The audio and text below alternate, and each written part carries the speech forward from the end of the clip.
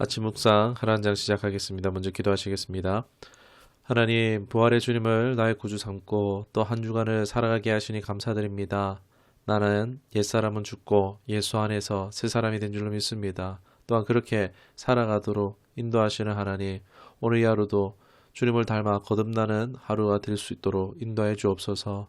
내 안에 더 이상 세상 두려움 염려 없게 합시고 나아가 땅의 것이 아닌 하늘의 것을 구하며 살아가는 오늘이 또 내일이 되게 하여 주옵소서. 감사드리옵고 우리 구주 예수 그리스도 이름으로 기도드리옵나이다. 아멘. 오늘 말씀은 사무엘상 25장 말씀을 보도록 하겠습니다. 26절 한 절의 말씀을 보겠습니다.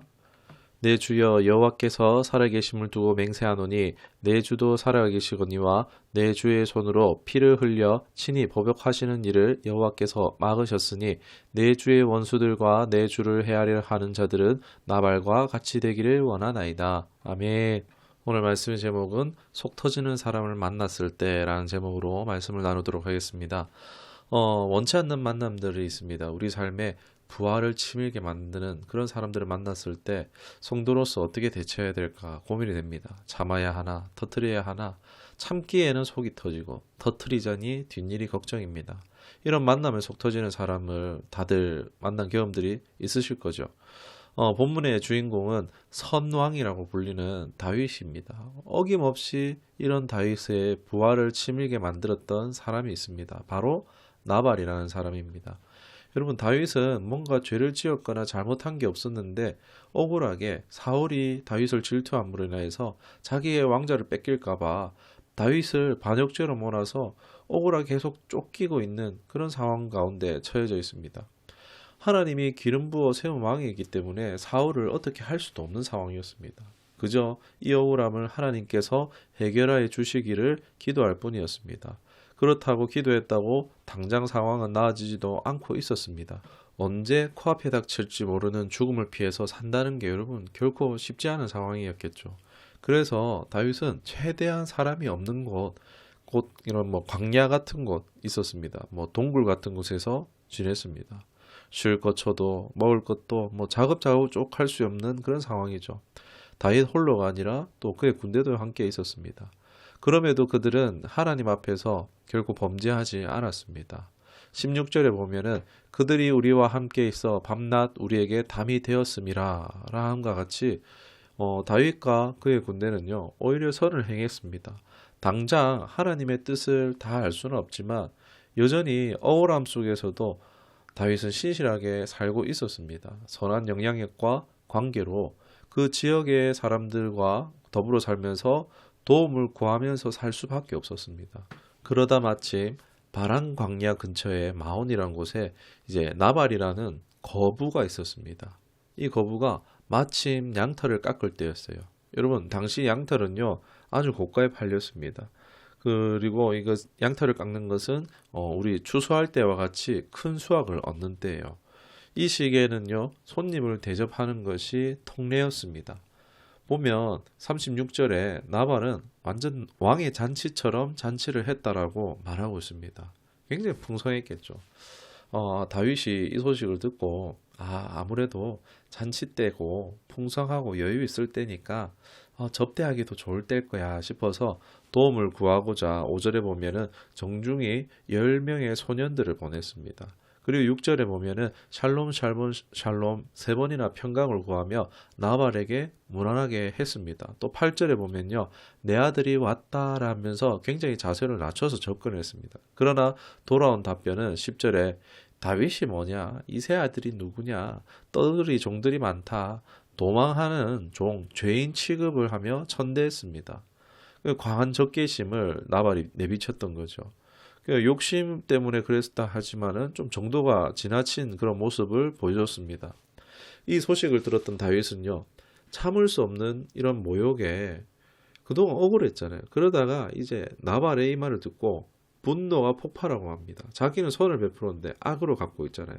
지칠 대로 지친 상태였던 다윗은요, 칼든 자 400인을 함께 일어나 나발을 향해 나아갑니다.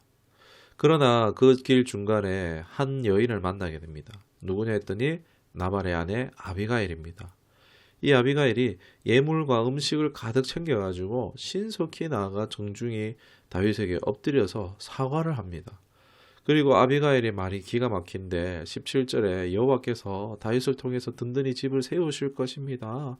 아니 당신처럼 존귀하신 분의 손에 어리석은 자의 피를 묻혀서 뭐 하겠습니까? 이런 막 부드러운 말로 이 다윗의 분노를요, 그 칼을요 꺾어버립니다.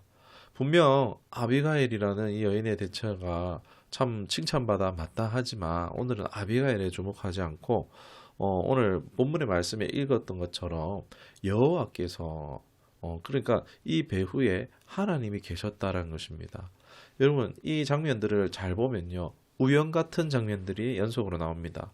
먼저는 이 나발의 이제 다윗의 이 소년들을 도발하는 것을 보고 뭔가 사건이 터지겠다 싶은 그런 생각이 들었겠죠. 그러면서 이 하인이 신속하게 자기 안주인 아비가일에게 보고를 합니다. 그리고 이 아비가일이 이 소식을 듣자마자 어떻게 합니까? 신속하게 음식을 장만합니다. 그리고 다윗이 당도하기 전에 나갔고, 그리고 직전 이제 중간에서 이 군대와 이제 만나게 되는 거예요. 여러분, 이게 우연일까요? 약속을 잡고 만나도 길이 엇갈리기 마련 아니겠습니까?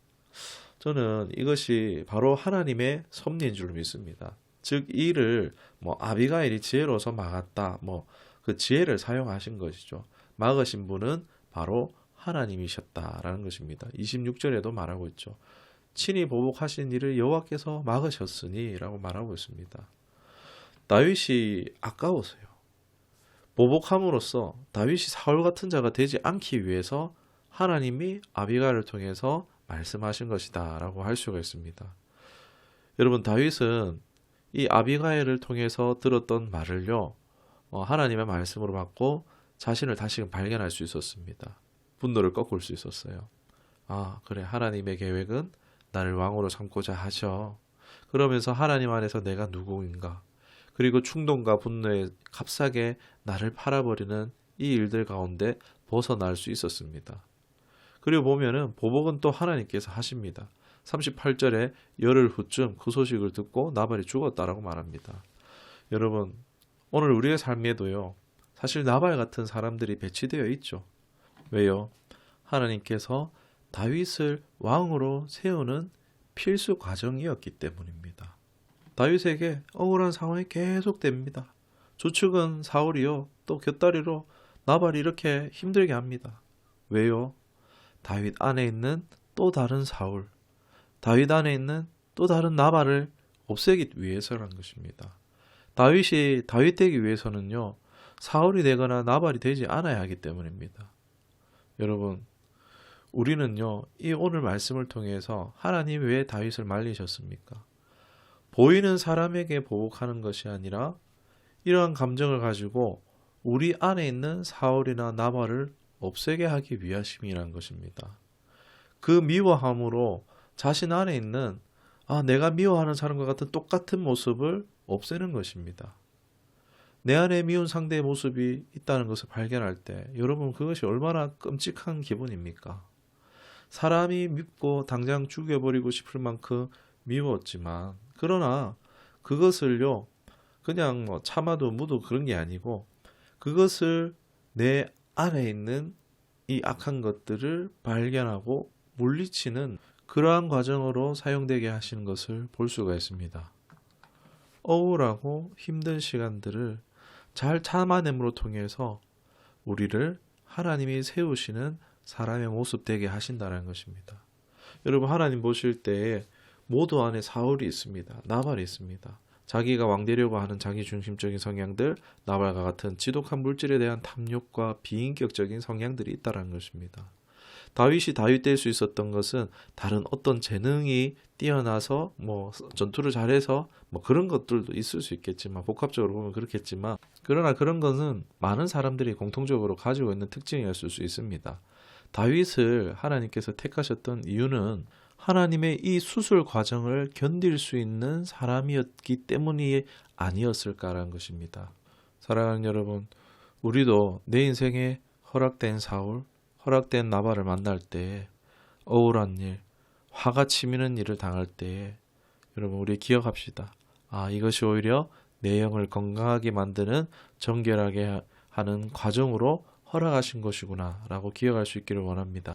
다윗이 선왕으로 가장 강력한 영웅이 됨에 있어서 사울과 나발은요 결국 좋은 밑거름이 되어졌습니다. 혹시 좋지 않은 만남 역시 사울 같은 나발 같은 사람들이 있더라도 하나님 섭리 안에 있음을 믿고 나의 내면을 건강하게 하기 위해서 하나님이 배치하셨다. 장차 나의 밑거름이 되게 하시려고 붙이셨다. 믿으며 보이는 사람을 미워하는 것이 아니라 내 안에 나발을 내 안에 사울을 제거하는 그리하여 하나님께 인정받고 세움받아 쓰임받은 저와 여러분 될 수 있기를 주님의 이름으로 축원합니다. 기도하도록 하겠습니다.